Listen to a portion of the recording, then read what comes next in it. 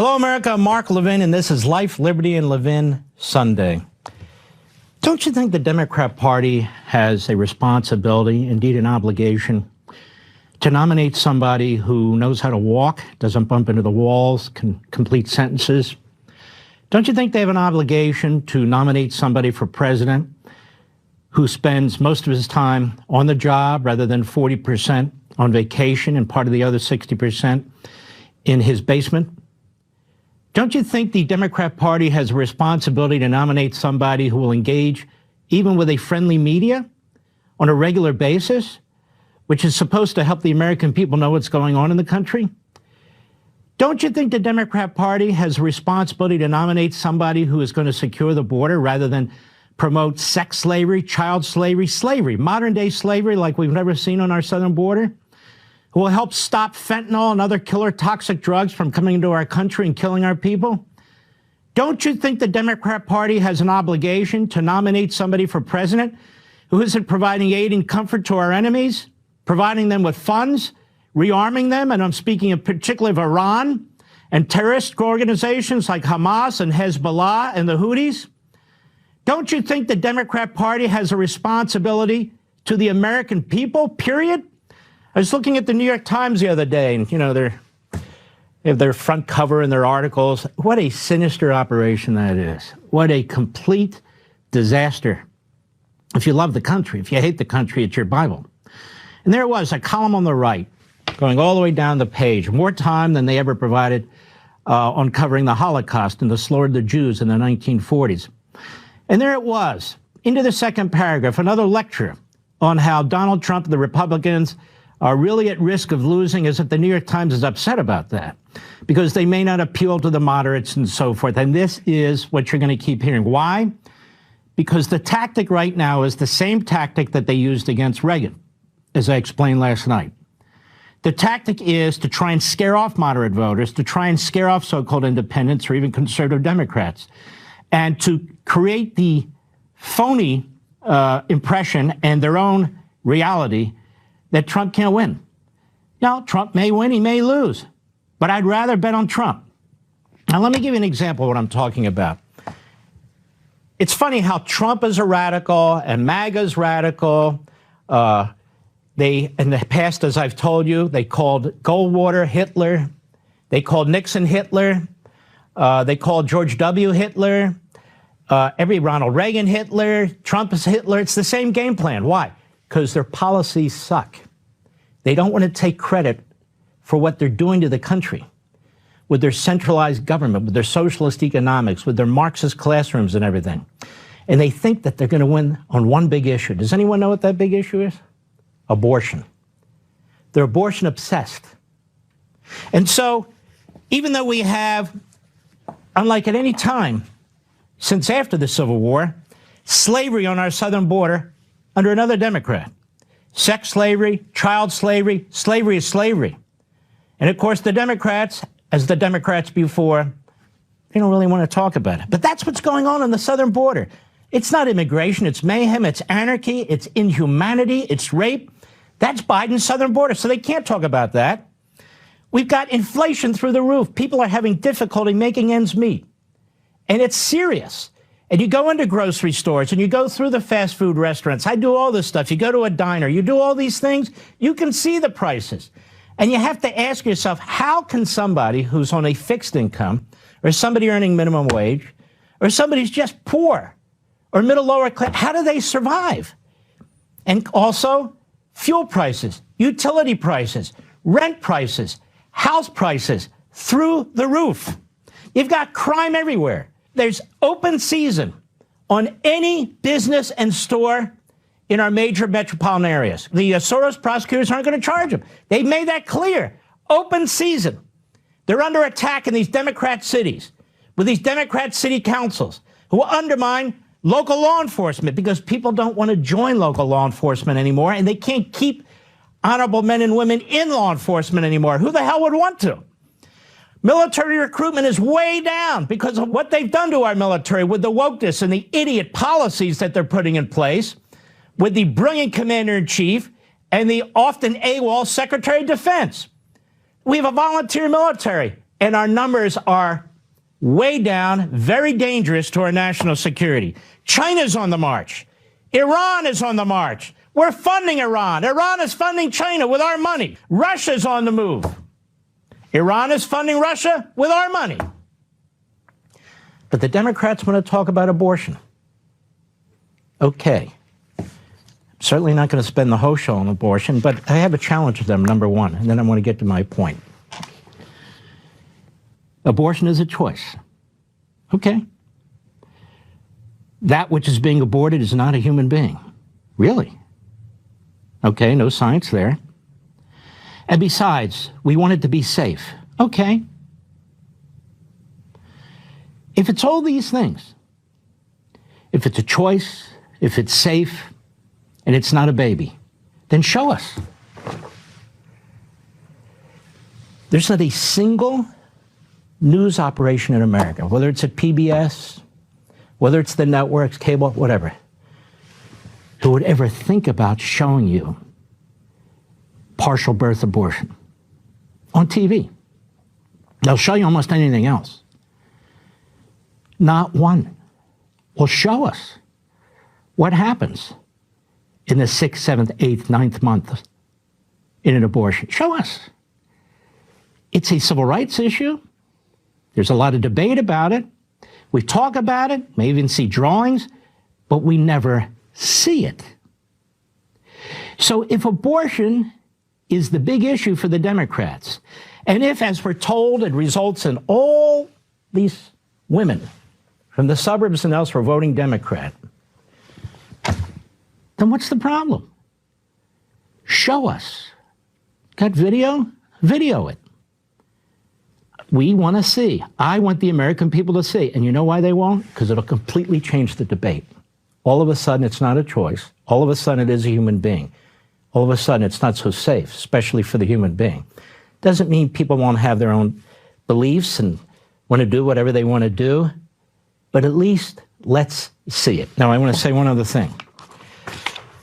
I decided right before this show, since the Dobbs decision, which is a constitutionally correct decision, which simply says states, you decide on your abortion rules, that's not a federal constitutional issue. That's not a federal Supreme Court issue where a majority of lawyers in black robes get to decide for the entirety of the country. Okay, so let's take a look. Now I'm going to break some news to you that hasn't been broken anywhere else. Just listen to me. So I said to my producer, can you get me the figures on abortion for 2020 and the latest figures, which are 2023? The Dobbs decision was in the middle of that, but 2023 is after the Dobbs decision and 2020 is before the Dobbs decision. And this is the way these data are gathered by a very left-wing group called the Guttmacher Institute, which says of itself they're a leading research and policy organization committed to advancing sexual and reproductive health and rights worldwide. I would include abortion. The Institute has a long history of tracking abortion incidents in the United States and globally. Every 3 years since 1974, hence 2020, 2023. The Guttmacher Institute has conducted the abortion provider census of all known facilities providing abortion in the United States to collect information about service provision, including total number of abortions. So what did they find? Well, they found in 2020, before the Supreme Court's Dobbs decision, in the United States, there's approximately 77,500 abortions performed every month. Every month. Well, what about 2023? Well, they only had information the first 10 months. So it's easy to extrapolate. That's a pretty good number. And so for 2023, after the Dobbs decision, the monthly abortion rate was 87,800.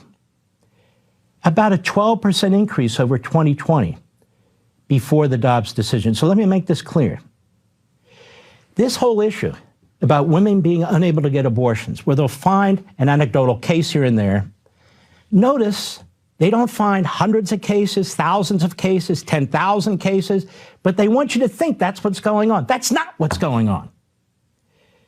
This is a liberal organization that tracks this number better than anybody else. They're known in the left. That's why I asked that we look at them and look at their numbers. And their numbers show that in 2020, there were 77,500 on average abortions per month. 2020.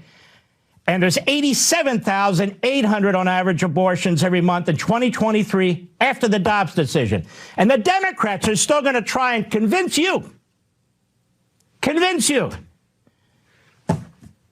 that women are unable to get abortions. Hardly. Women are able to get, as a group, in the aggregate, more abortions than ever before. I don't happen to think that's great. But the Democrats, they should at least tell the truth. They're going to run on abortion? Pretty sick, given everything that's going on in this country, and given the fact that abortions are, frankly, ubiquitous in America. When we come back, the great Ted Cruz and Byron Donalds. I'll be right back. Welcome back, America. We're here with our friend Ted Cruz. Senator Cruz, obviously the state of Texas, like Arizona, New Mexico, a couple others, are really badly affected by Joe Biden's no border policy. You've got slavery, sex slavery, child slavery, indentured servant. I mean, real world, modern time slavery taking place in the United States and America that we haven't seen since the end of the Civil War. And we have a president of the United States who goes to a Potemkin village visit, and that's it. You have a vice president of the United States who's in charge of it. She could give a damn. What do you make of this? Because it's obviously intentional. Mark, you're absolutely right. It is a catastrophe on every level. It is a humanitarian disaster. It is a public health disaster. It is a public safety disaster. It's a national security disaster. And you're also right that this is deliberate. This is not caused by the fact that Joe Biden is incompetent, that Alejandro Mayorkas is negligent. This is the deliberate outcome they want. When Joe Biden became president, he inherited the lowest rate of illegal immigration in 45 years. And he deliberately broke the system. He opened the border, and the numbers immediately shot up. 9.6 million illegal immigrants have crossed into this country illegally. And you use the word slavery. You're exactly right. That's what it is. You may recall the last time Alejandro Mayorkas testified in front of the Judiciary Committee, where I put up a poster board with a picture of colored wristbands. And I asked him a question. I said, Mr. Secretary, what are these colored wristbands? And you and I are both lawyers. As lawyers, we never ask a question we don't know the answer to. I'll tell you, Mayorkas's answer blew me away. He said, I have no idea what those wristbands are. I've never seen them before. And with complete shock, I said to him, Mr. Secretary, you have just told the American people you are utterly incompetent at your job, and you don't give a damn enough to even pretend. Why? Because just about every illegal alien that crosses this country is wearing one of these colored wristbands. They're color-coded for how many thousands of dollars they owe the cartels. If you stand on the banks of the Rio Grande River, you see hundreds of those wristbands laying in the grass. And what happens? They turn themselves into the Border Patrol, and Joe Biden sends them to every city in America. And the teenage boys, when they get there, they're working for the cartels. They're committing crimes. They're robbing cars. They're robbing houses. They're mugging people because they have to pay back the money. And even worse, Mark, the teenage girls, thousands upon thousands of them get trapped in sex slavery where they have to pay off the cartels, and they can be trapped for years in forced prostitution. These colored wristbands are quite literally modern-day leg irons.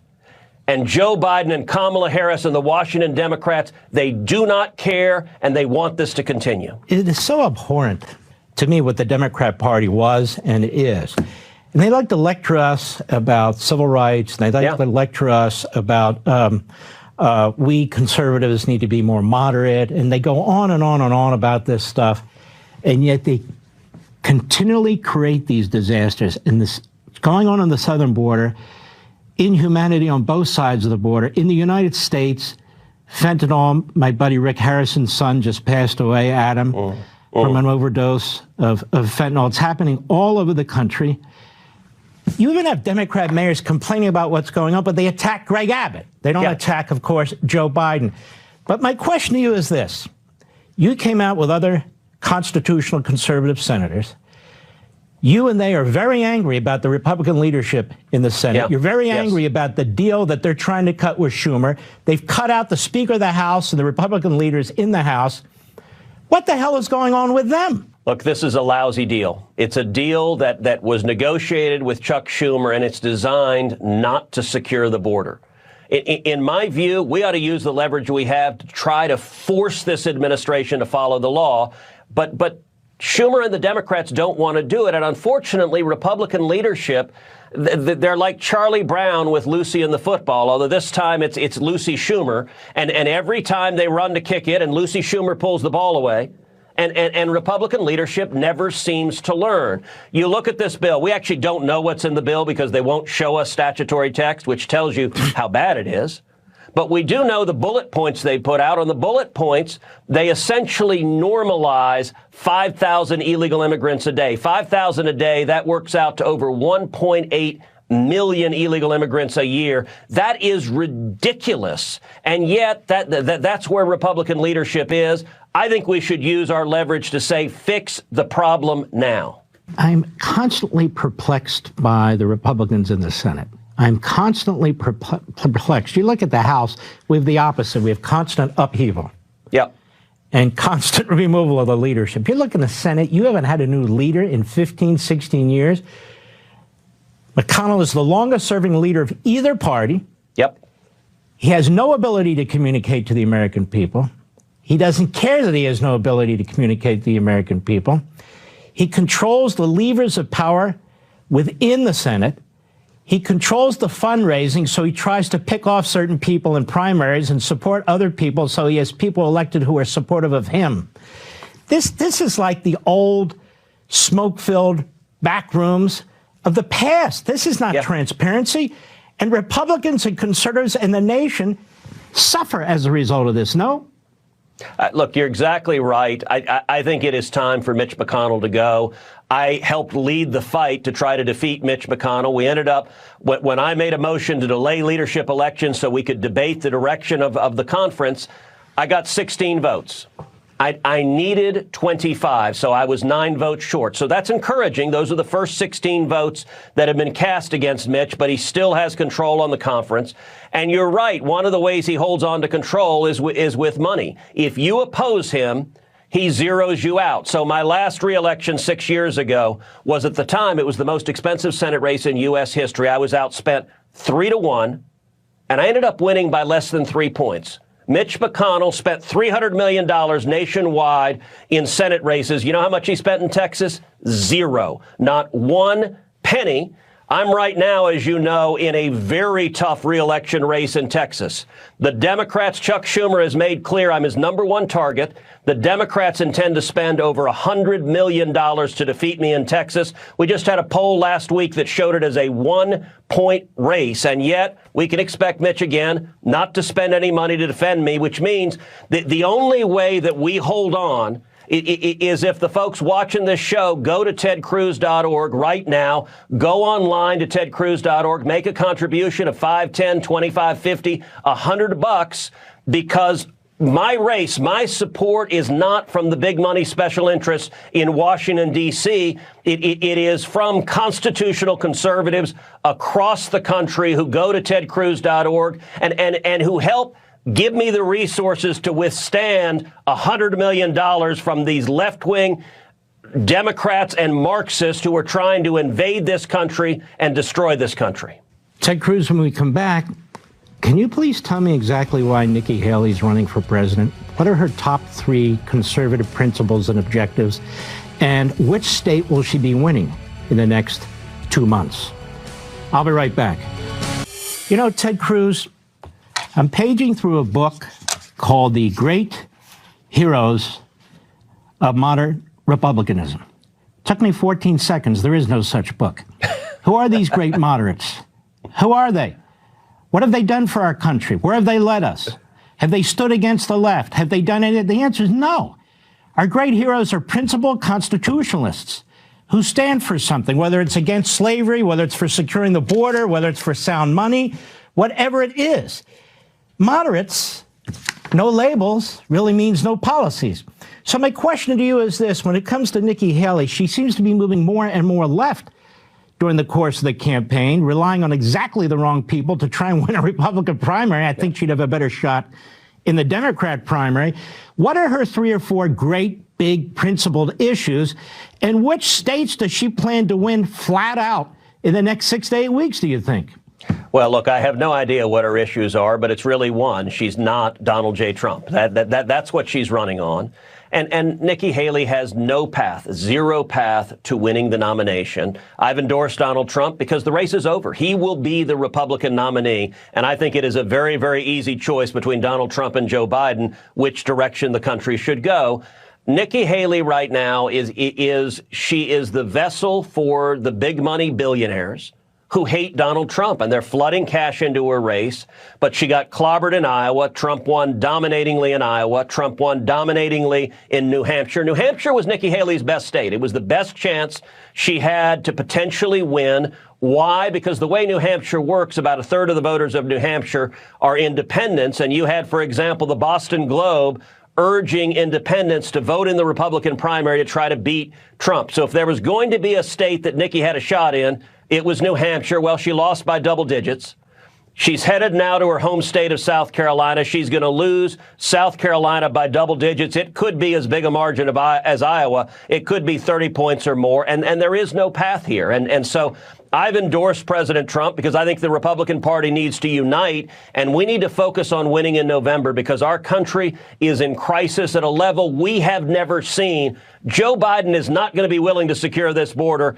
Donald Trump is going to come in, and I intend to work hand in hand with Donald Trump to secure this border and turn this country around. Like we did in 2016, we're going to do it again. A couple of points. I noticed almost every person that Nikki Haley ran against on that debate stage, other than Christie, I don't know what he's done, but Asa Hutchinson, really not even a blip of a blip on the radar. He's endorsed her. All the others endorsed Trump. Yep. I noticed something that the media will not report on.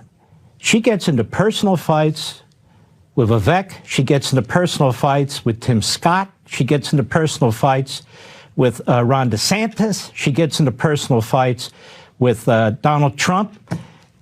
I mean, the way I see this is she's not as the media and she herself are trying to portray herself.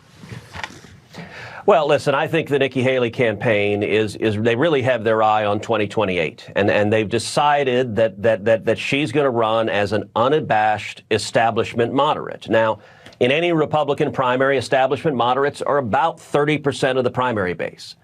I don't get the math of how 30% beats 70%, and yet somehow their donors whose calculators don't work and they keep writing checks to her. I don't think it makes any sense, and I think the Republican nominee in 2024, and I hope every time thereafter, should be a principled conservative who stands with the working men and women of this country, who stands with the Constitution, who fights to defend our liberties. And I think the path of the Republicans who yearn for the days of yesteryear, the days of big government Republicans, I just think that's not where the party is and not where the country is. And now the spin, I discussed this last night on this program, Saturday, is that Trump can't win moderates. And I went back and I looked. When Reagan was running, they said Reagan can't win moderates. Yep. He can't win independents. They've talked about it with you. You're just too narrow. It's the conservative path. What is the problem with conservatism? We believe in liberty, the Constitution, the rule of law, free enterprise, national security. Is there something so right? Not remotely. And I will say a lot of people in the press, they like to say, well, both sides are too extremes. And that feels even-handed. When you say both sides have gotten extreme, aren't you balanced by saying that? It just happens not to be true. The left, the Democrats have lost their ever-loving minds. Trump broke the Democrat Party, and their agenda is set by the radical extremes. Now, that actually in many ways is a gift to Republicans, because we can just be the party of common sense. When Democrats embrace open borders and an invasion of our country, we can have the very common sense position, no, we should secure our damn borders. When Democrats embrace defunding and abolishing the police, we can have the common sense position, no, we should stand for the men and women of law enforcement and lock up violent criminals and put them in jail. When Democrats print money by the trillions and trillions and trillions and produce massive inflation that is hurting every American, we can have the common sense position, no, let's live within our means. Let's cut taxes on job creators. We saw incredible prosperity as a result of the 2017 tax cuts. All of these are common sense positions, and I haven't even begun to touch national security. You look at Joe Biden, inherited peace and prosperity across the world. Now, we have the biggest war in Europe since World War II and the worst war in the Middle East in 50 years. We need peace through strength. We need a commander-in-chief that defends America. All right. Well, he does believe in prosperity, apparently his own. Ted Cruz, I want to thank you very much, and God bless you, my friend. Thank you, Mark. We'll be right back. One of the great stars in the House of Representatives, a good friend of mine, Byron Donalds. And you know, Byron Donalds, the reason why you've drawn a lot of attention from a lot of people isn't because you're slick, isn't because you want to be on TV or demand to be on TV. It's the opposite, because you're substantive and you came to Washington to do something. So I want to ask you about the border, too. When you see that in the House, you're really duking it out, trying to get bills passed to control the border, you did under Kevin McCarthy, you are under Mike Johnson and so forth. And then when you look across the way at the Senate, and you see that the Republican leadership is selling out not just the party, but the American people, not on a serious border bill, but a border bill that would raise a whole lot of money to more quickly process people into the country without vetting them. What is your takeaway from that? Well, Mark, good to be with you. My first takeaway is this is why we don't listen to the Senate Republicans. This is why House Republicans have done a really tough job and the hard job of trying to find consensus amongst Republicans about what a good border security package looks like. We did that with H.R. 2. It would protect our nation, and it will also protect these migrants, some of which are sold into sex slavery, some of which are abused by the cartels and by the coyotes. It protects them as well. But what they did in the Senate is, once again, some ham-handed deal that would help the Democrats save face, give Republican leadership an ability to say that they did something.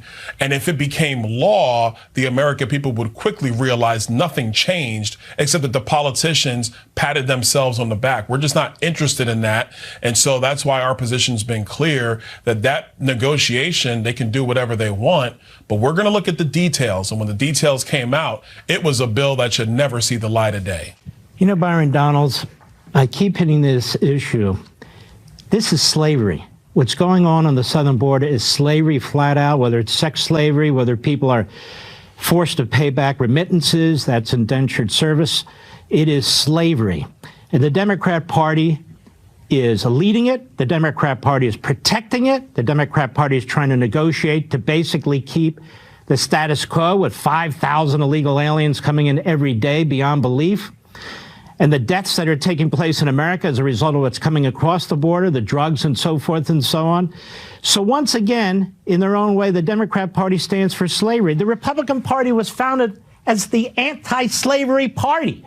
Why can't it be the anti-slavery party in the United States Senate today? Listen, that's a very good question. And I think at the core of it, Mark, is this debate that happens in Washington between governing and leadership. And too often, some of my colleagues in the House and too many Republican senators say, well, we have to show we can govern. We have to demonstrate to the American people that we can actually keep the government moving. And that's not what the American people are looking for. We have to demonstrate that we can lead. We have to demonstrate that there are principles, there are some basic bedrock ideals that we are going to fight for, and there are legislative solutions that are going to put our country country in the best position possible and put our people in the best position possible. If the Democrats don't want to go along with that, that's their problem. That's not ours. But we shouldn't just be trying to come up with these negotiated governing arrangements so the federal government can remain open. What we should be doing is leading. And, my biggest hope is that at some point, the Senate Republicans will join us to actually be leaders in this country and not just capitulate to the Democrats. Byron Donalds, when we return, my question to you is this. Joe Biden does not want to run on his record Bidenomics.